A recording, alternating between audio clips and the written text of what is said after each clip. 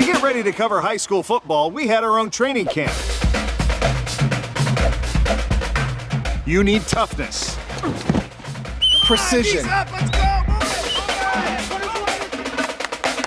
concentration, and focus to execute the game plan. Our 31st season, Friday nights on CBS 6 at 11:15. I came to a bit of a personal epiphany probably 6 or 7 years ago where that I really like covering high school and college more because when you talk to those kids and share their stories, it's not part of their job. They're actually genuinely appreciative that you would even take the time to be interested in what they're doing, not just on the court or on the field, but off the field as well. Curtis Akers and our chief photographer, last year we did a profile of Prince George football. Tom Hall was their head coach. It was his first year in 2024. A lot of guys kind of, they want to make it easy and quick whistle. That's not us. Set.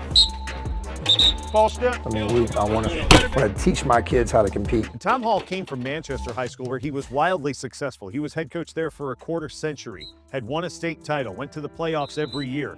He had a team and a program down there that was perennially successful. He walked away from it.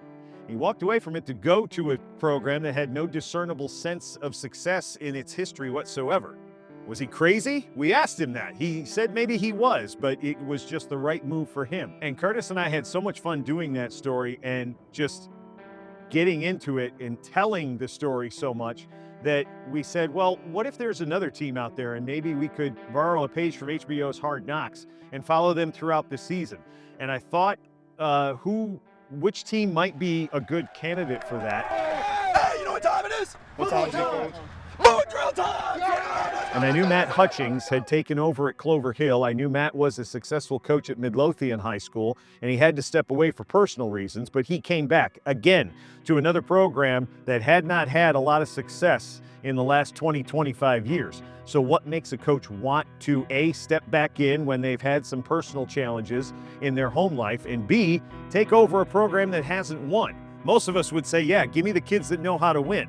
Coaches don't think like the rest of us. They never think, how am I going to fail? They always think, how can I succeed and help the kids succeed as well? Our biggest thing right now is compete. Compete.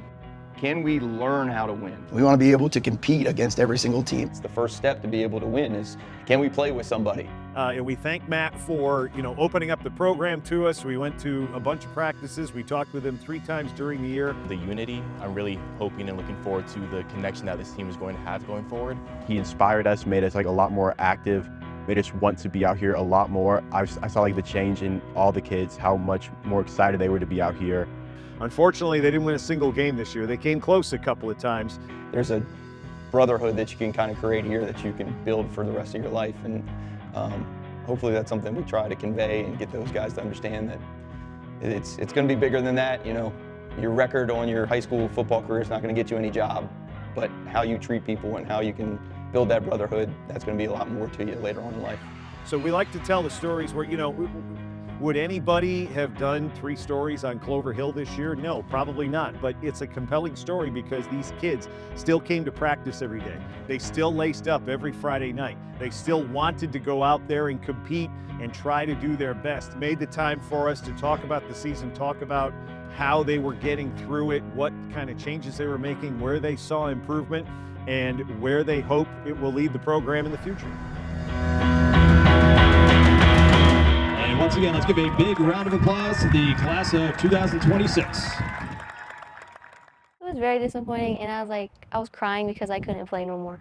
Grace missed the first 6 games of the season rehabbing her injury and came back as soon as she was able. Her example made a big impact on her teammates. So much so, one of them made an on-the-field sacrifice so she could make history. We had a breakaway play, and one of our running backs fell right there at the 5-yard line. Had clear, he could win for a touchdown. I was like, what are you doing? And they're all yelling, put Grace in, put Grace in.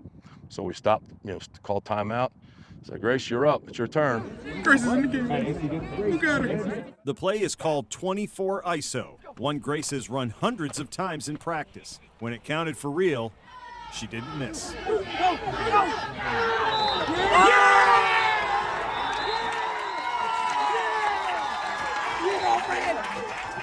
Dozens of girls have played football in Virginia before her, but none has ever scored a touchdown. Grace Reza made VHSL history in her first game back.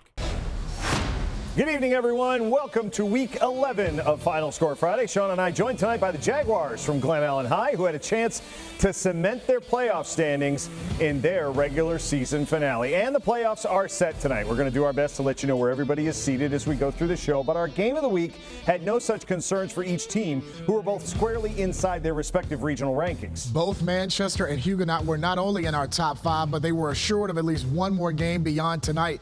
Each did have something to play for. The Lancers, an undefeated season and a first-round playoff bye. The Falcons were trying to get a home game next week. Huguenot snapped a 16-game losing streak last year against the Lancers and was searching back-to-back wins over Manchester since the 96-2000 years. Second quarter of a scoreless game, Randall Robinson up the middle for a 10-yard touchdown. Huguenot with a 7-0 lead. Later in the second, Cartier Canaday up the middle and is gone. 44 yards to the house. Huguenot increases their lead to 14-0. Still in the second, more from Huguenot. Charles Scott Jr. would find Montre Thompson over the middle. He fights his way into the end zone to take a 21-0 lead at the break.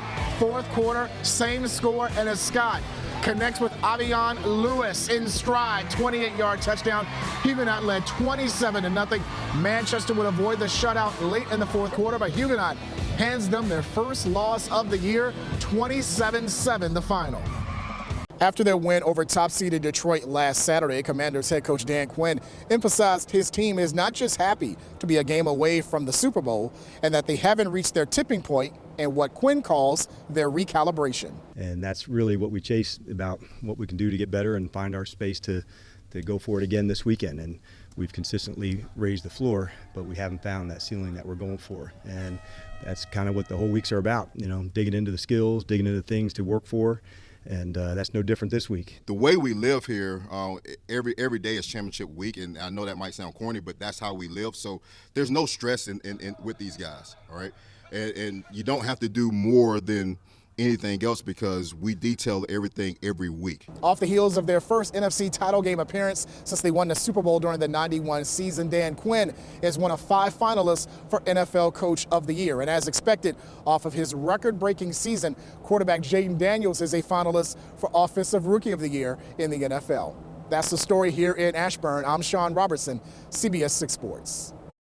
My wife gives me hell sometimes just because I work a lot, but I love what I do. Basketball is my life. It's more physical than you think. It's faster than you think.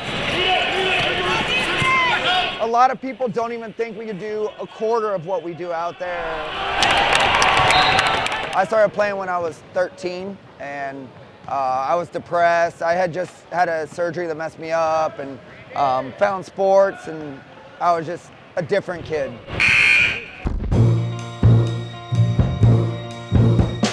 I don't need no light to feel wonderful when the sun is bright in the sky.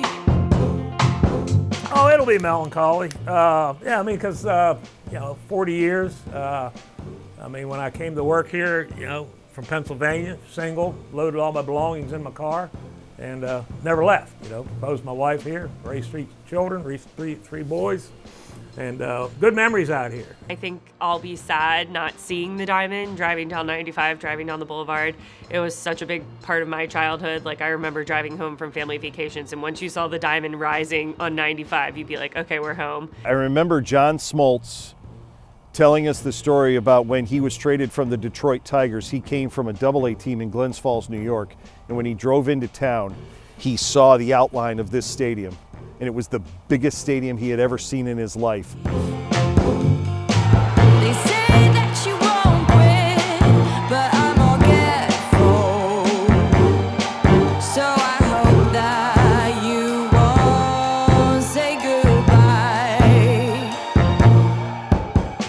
The reason that it is happening is because the fans' participation and involvement made it impossible for anything else to happen than CarMax Park come to life. Like anything in life, it moves on. So, but It'll be a celebration. It'll be a celebration, that's for sure. And the great news is for the next however many years, we're going to make a lot of new memories in history in Carmax Park, and eventually we'll catch up to all the memories in history of the Diamond. I don't think I've ever been more proud of anything in my life other than my family. And really, really grateful.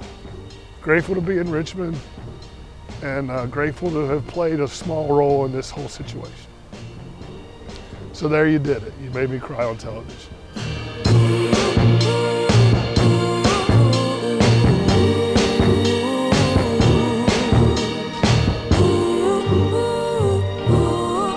Boom.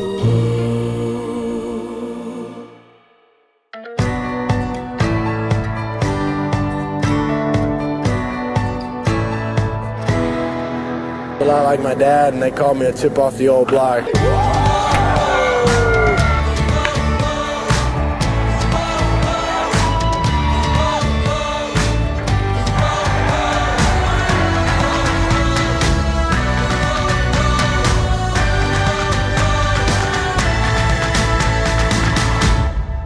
You have one last season to make your own memories here at the Diamond. The final opening night will be April 4th. Gates open at 5 and the first pitch will be at 6:35. I'm Lane Casadante. Thanks for watching, everyone. Have fun. Go Nuts. The fact that there's so many people here, it just shows the city loves this team, genuinely. It's the last game. Why would we not be here? Exactly.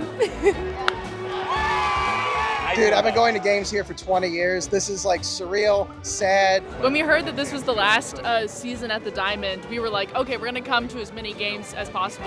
Double play. We got a double play. Yeah. That's a double play. I was here for the first Squirrels game in Richmond at the Diamond, and I'm going to be here. I had to be here for the last Squirrels game at the Diamond. I've got the first ever game ticket stub here at the Diamond on April 17th, 85. First ever Squirrels game here on April of the 15th of 2010. In this team here, from day one, they always were geared towards making memories. It's 1, 2, 3 strikes you're out at the old ball game. All right, we love you, Richmond. That he could do. And for the better part of the next 5 decades, Hebner was one of the best. His career as a professional wrestling referee gave him a front row seat to some of the biggest names in wrestling over the past 40 years. Hebner worked, traveled, partied, and experienced life with all of them. What was Andre the Giant like? Andre was super. I used to sit in the dressing room and play cribbage with him. I could never beat him. He was the world's best. And I know you were especially close with Hulk Hogan. Oh gosh, yeah. He was a great guy. He took so good care of me and my brother, both of us. Coming into this spring, Kirk had run every street except private roads and interstates. There was a method to his madness. As a member of the city's Safe and Healthy Streets Commission, Kirk got a first-hand look at how good or bad some pedestrians have it in different parts of town. I was running Hull Street from Southside Plaza to the Chesterfield County line. There are Richmond residents that are being killed every year on this road that has no infrastructure for pedestrians. On a quiet West End street, in an otherwise unassuming suburban home, lives a bevy of combat and controlled mayhem. This is the Richmond Boxing Club. Arden, you're reacting to everything. You're not being first. Under the guidance of Ian Patterson. Keep him there. Keep him there. At the middle. All 361 square feet of his garage is used to train tomorrow's champions. Or at the very least, get them away from technology for a few hours a week. We're prying them off of those screens. Good evening, everyone. CBS 6 Sports live out at Richmond Raceway, where they're holding their Track Laps for Charity event, something they do every year to benefit both Victory Junction Gang and Richmond Raceway Cares. And so, since they let you come out and drive your own car on the track, we thought we'd borrow Storm Rider from the weather department and take it out on the track. When he played for head coach Matt Gray at Atlee, Tyler Warren was asked to do a lot. He played multiple positions and contributed at each of them. Gray wasn't sure how to classify Warren into a single position, and Tyler didn't know what to expect either.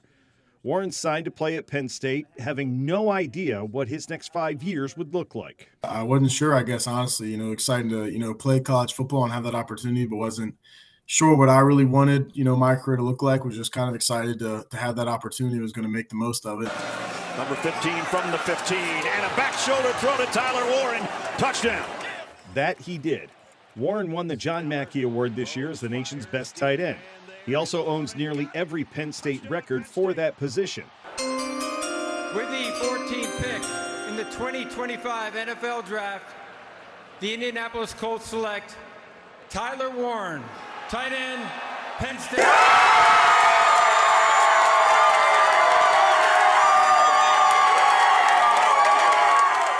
So it means a lot just to kind of have that local support. Doing what you love is really cool to be able to do this and continue my career because, not a lot of people are lucky enough to keep playing football. So I just remember that and remember to, enjoy it.